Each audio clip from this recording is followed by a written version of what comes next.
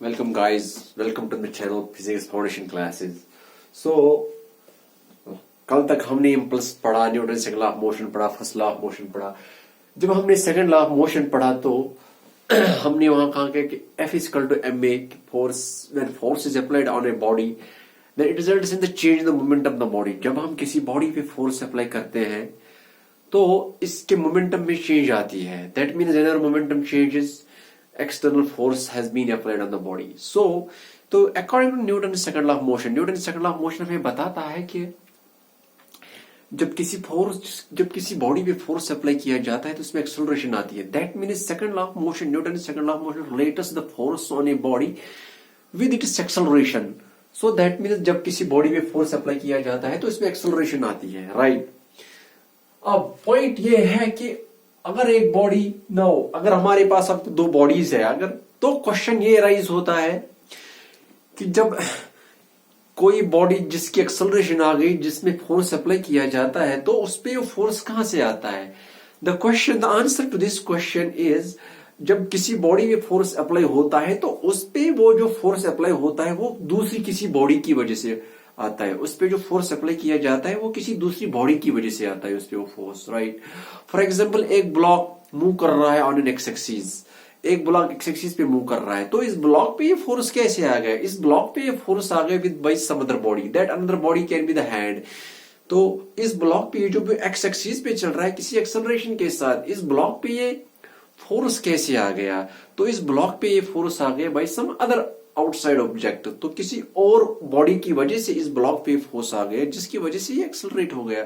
तो एक मतलब सिंपल क्वेश्चन है according to the Newton second law of motion is that जब किसी बॉडी पे फोर्स एक्ट होता है तो वो force some other because of some other body होता है. तो बिकॉज कोई बाहर से बॉडी आती है, कोई और बॉडी आती है जो पहली वाली बॉडी पे फोर्स अप्लाई करती है और वो एक्सेलरेट होती है.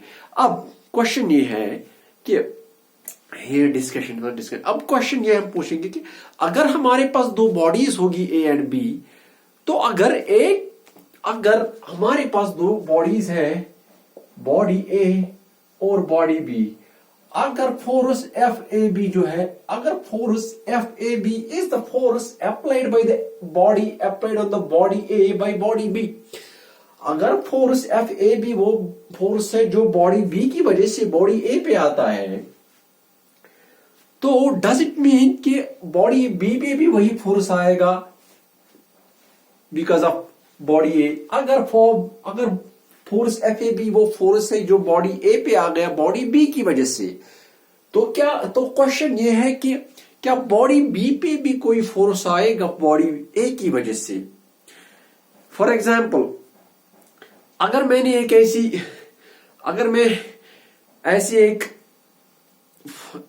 ये एक पेन है, राइट, तो मैंने इसको ऐसे फेंका, जब मैंने इसको ऐसे रिलीज किया हाथ से तो ये नीचे की तरफ गई because of gravitational pull of force.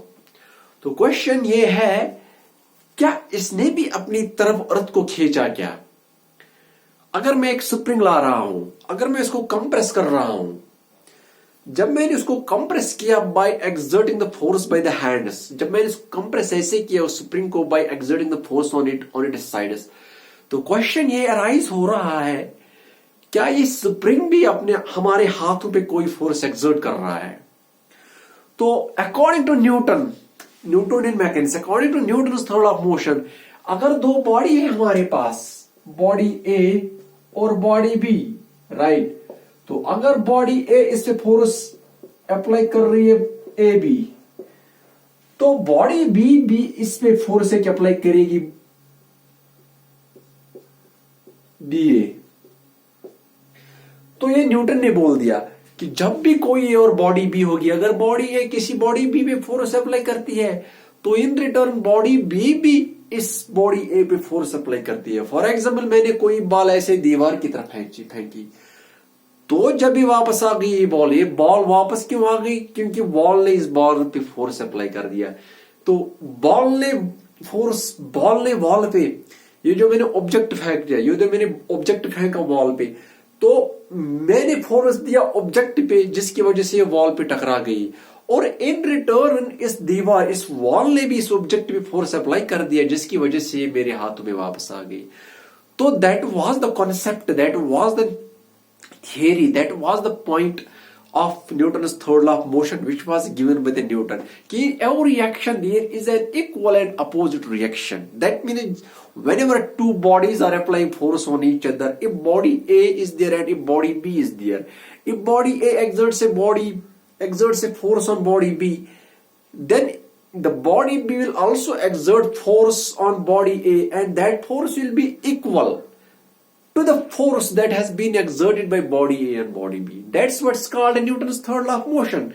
In every action, there is in every action, to every action there is always an equal and opposite reaction. जैसे मैंने बता दिया, मैंने बॉल ऐसे फेंकी दीवार पे, ये वापस आ गई मेरे हाथों में. क्यों आ गई? क्योंकि रिएक्शन की वजह से, क्योंकि इस दीवार ने भी इस बॉडी पे एक फोर्स एक्सर्ट किया. कितना किया? जितना मैंने इस बॉल पे एक्सर्ट किया फेंकते समय, उतना ही इस दीवार ने इस बॉडी पे बॉल एक्सर्ट किया जब ये मेरे हाथों में आ गई. That's what is called Newton's third law of motion. In to every action there is an equal and opposite reaction. So that's what's called Newton's third law of motion. To every action there is equal and opposite reaction. तो ये Newton का बोलना था कि forces never आकर singly. Forces जब भी दो बॉडी के बीच में होता है तो वो कभी सिंगली नहीं होता है.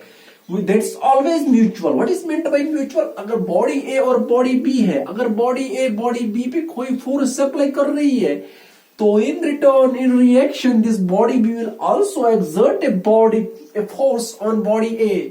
So Newton's third law of motion statement क्या है इसका? इसका statement है, to every action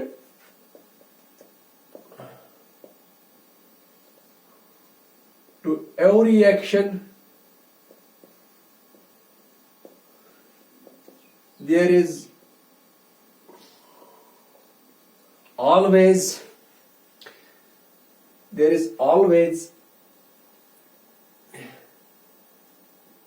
an equal and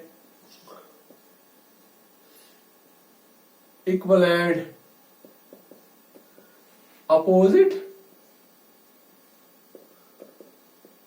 तो that's what is called Newton's third law of motion. जब भी हम किसी बॉडी पे फोर्स अप्लाई करते हैं तो वो बॉडी आपस में, तो बॉडी रिटर्न में, रिवर्स में हमारे हाथों पे भी कोई फोर्स अप्लाई कर रही है. That's what is called simply Newton's third law of motion. That's to every action there is always an equal and opposite reaction. Right.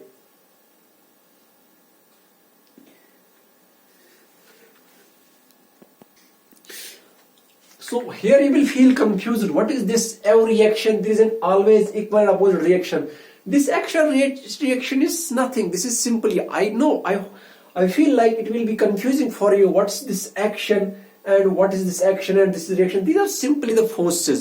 जब भी किसी बॉडी पे हम एक्शन कर रहे हैं, जब भी किसी बॉडी पे हम फोर्स अप्लाई कर रहे हैं, तो वापस वो बॉडी हम पे फोर्स अप्लाई कर रही है. तो जब वो वापस हमारी बॉडी पे कोई फोर्स अप्लाई करे तो उसको हम रिएक्शन बोलते हैं. जब उसके बॉडी पे हम कोई फोर्स अप्लाई करते हैं उसको हम रिएक्शन कहते हैं. तो I can also state this as like that. Better. Forces always occur in pairs. Forces always occur in pairs. Force exerted by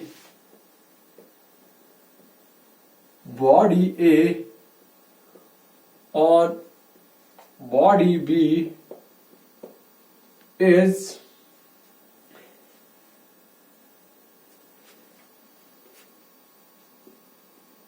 equal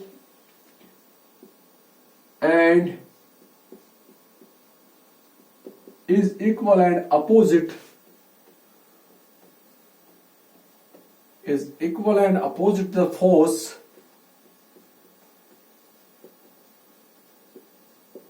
exerted by body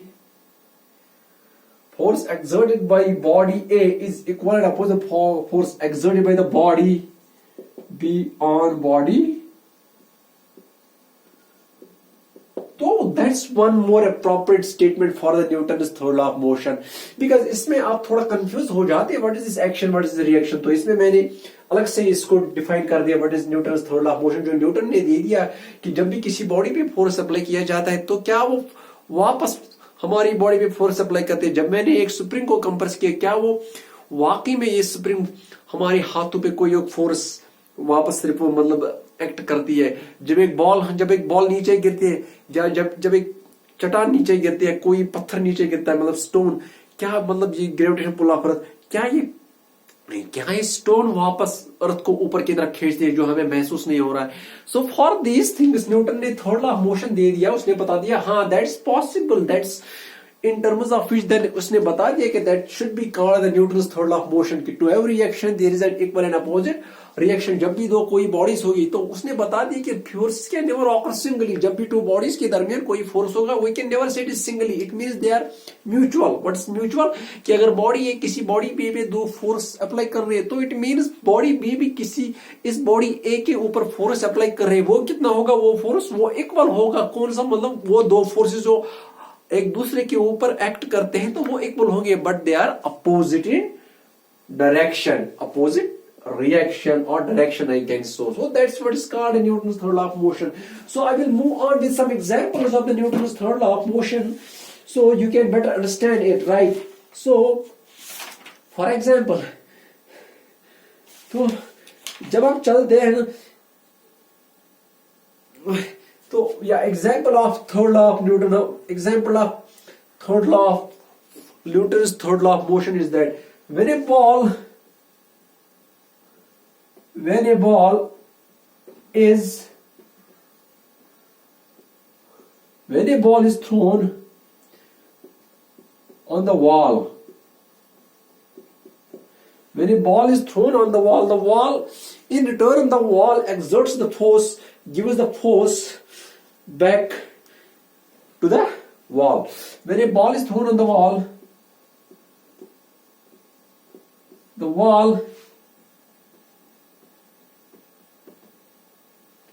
applies a force in return on the ball.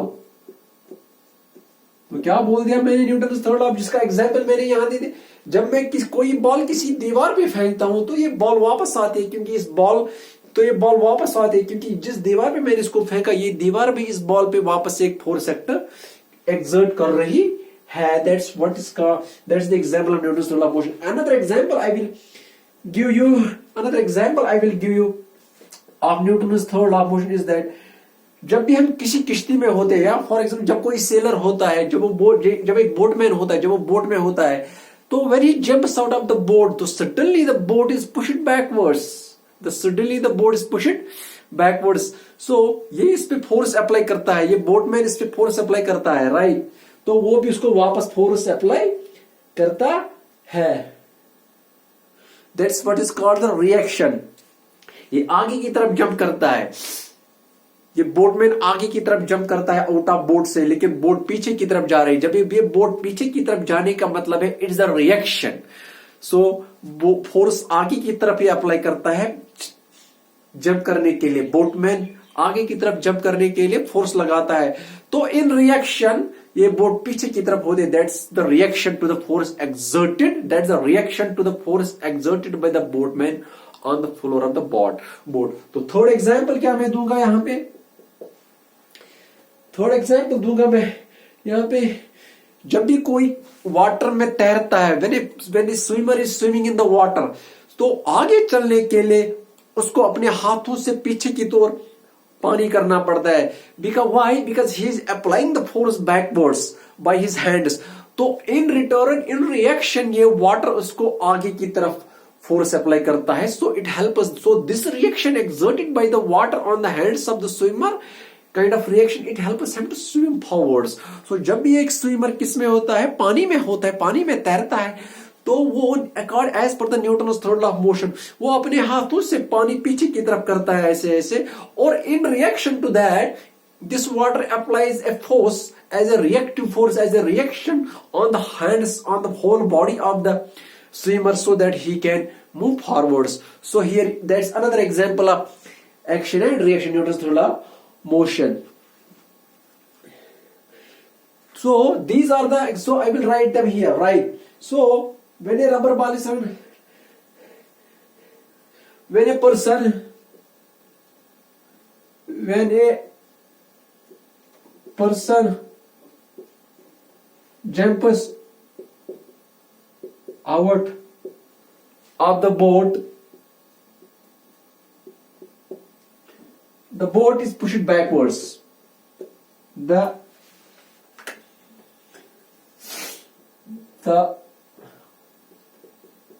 boat is pushed backwards as a reaction.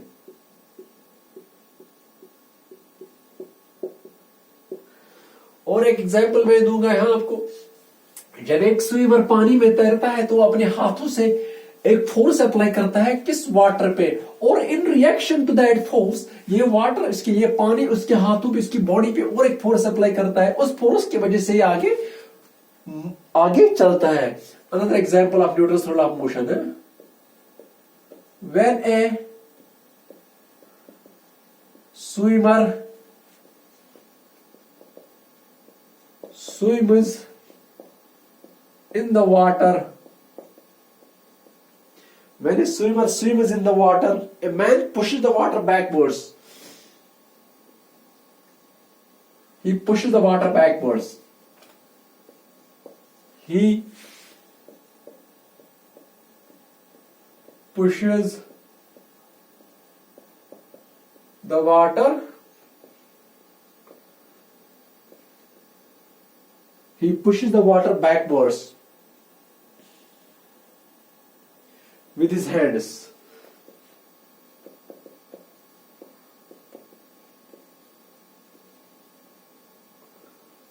As a result of reaction, water pushes him forwards. Pushes him forwards. That is how he is able to, that is how he swims. So that is how he is able to swim.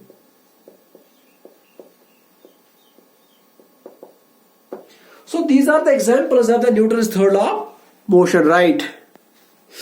तो इसमें मैंने क्या बता दिया कि ये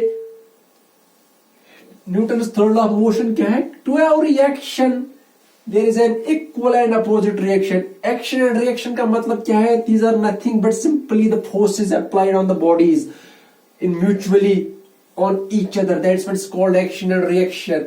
For example, अगर body A है और बॉडी B है, अगर बॉडी B पे कोई फोर्स अप्लाई कर रही है तो इट मींस बॉडी B भी बॉडी A पे एक फोर्स अप्लाई कर देगी इन रिटर्न. जैसे कि मैंने सबसे अच्छी एग्जांपल दे दी आपको कि अगर एक स्विमर है, अगर वो स्विम करता है पानी में तो वो अपने हाथों से एक फोर्स अप्लाई करता है किस पे? पानी पे. तो इन रिटर्न पानी भी उसके हाथों पे एक फोर्स अप्लाई कर रहे हैं फॉरवर्ड की तरफ. So that's how he is able to swim in the water. So here action क्या है इसमें? तो एक्शन इसमें वो हुआ तो एक्शन इसमें क्या है? जो उसके हाथों की वजह से पानी पे अप्लाई होता है पीछे की तरफ. तो रिएक्शन इसमें क्या हुआ? जो पानी इसके हाथों पे आगे की तरफ फोर्स अप्लाई कर रहे हैं so that he is able to swim forwards. That's what is called action and reaction. Or to better understand what is action and reaction in discussing in the definition of a Newton's third law of motion, I will give you another good example of this.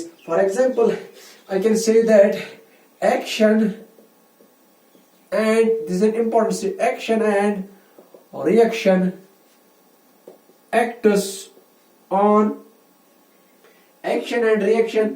acts on different bodies. acts on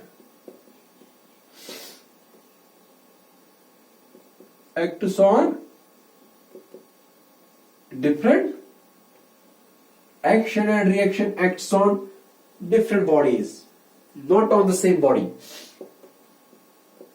not on the same body. Because कभी कभी बीच बीच में आपको कभी कभी confusion सा लगेगा, what is this action, what is this reaction. So for that purpose I am writing is action and reaction acts on different bodies, not on the same body. जैसे कि मैंने आपको बता दिया, action and reaction acts on different bodies, not on the same. For example, जब एक swimmer पानी में तैरता है तो एक्शन यहाँ पे क्या है, एक्शन वो है जो एक्शन वो वाला फोर्स है जो वो अपने हाथों से पीछे की तरफ अप्लाई करता है, किस पे, वाटर पे, पानी पे. और रिएक्शन वो रहा जो ये पानी उसके हाथों पे आगे की तरफ उसकी बॉडी पे, तो रिएक्शन वो रहा जो ये पानी उस स्विमर के बॉडी पे अप्लाई करता है in forward direction. So that's what is called action and reaction. और ये डिफरेंट बॉडीज पे अप्लाई होता है. जहां यहां एक्शन किस पे अप्लाई हो रहा है, अगर हम ये वाली एग्जांपल ले ले मैंने स्विमर स्विमिस, तो यहां एक्शन किस पे अप्लाई हो रहा है, that means action in the above example is a force applied on the water, but the reaction is the force applied on the hands of the swimmer or on the body of the swimmer. That's how you can better understand what is action and reaction while discussing the Newton's third law of motion. So अगर मेरे पास for example a pair of bodies, I will take a pair of bodies A and B. So अगर मेरे पास अब दो bodies हैं A and B, so the force on A and B, then if FEB is the force of, then FAB, if a force on, this is force on A by B is equal to minus times FBA is equal to force on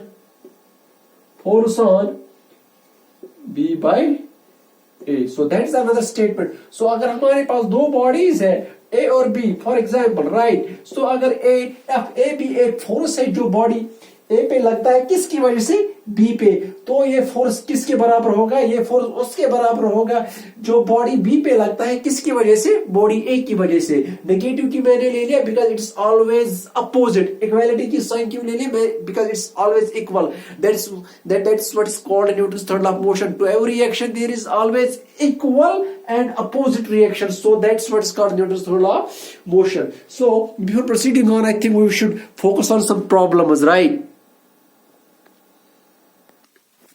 So this is the question, right? तो question क्या है कि एक force 9 Newton का force इस block of mass पे लगता है जिसका मास 4 kg है और इस रोप का मास कितना है, 0.5 kg है. तो ये रोप इस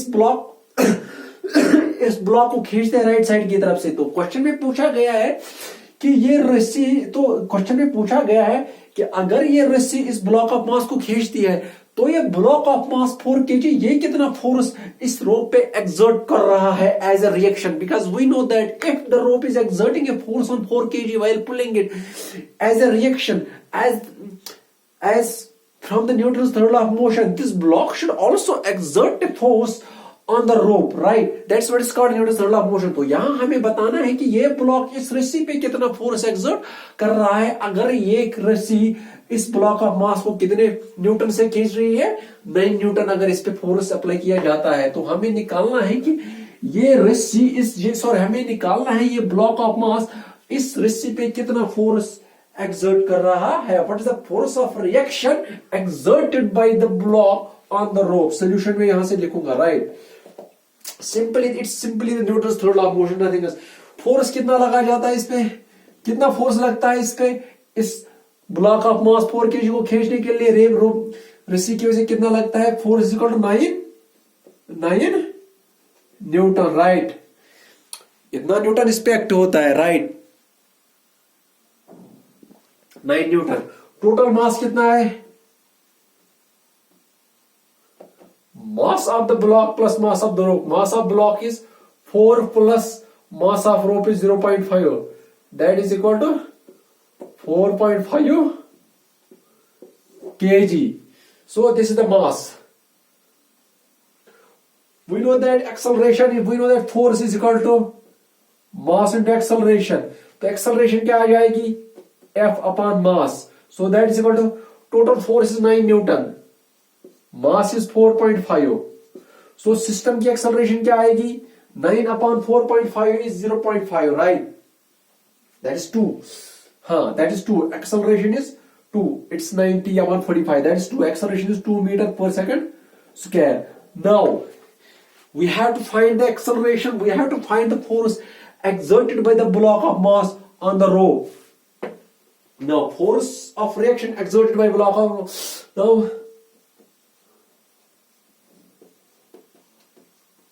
force of reaction force of reaction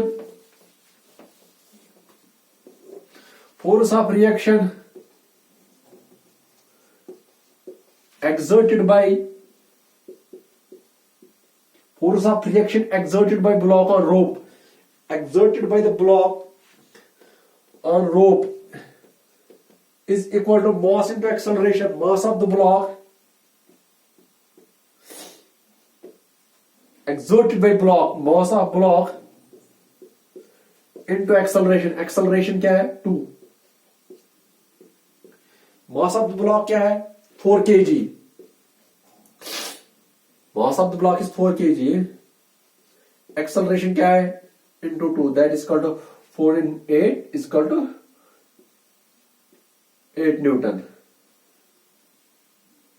8 Newton. So that's the force. So once more I will try to explain this question, right? The question was कि अगर ये एक ब्लॉक ऑफ मास है, इसका मास कितना है, मास का 4 kg है, तो एक रस्सी की वजह से इसको खींचा जाता है, राइट, इस रस्सी का वेट कितना है 0.5 kg, तो हमें हमें बोलना है कि हमें बताना है कि ये ब्लॉक ऑफ मास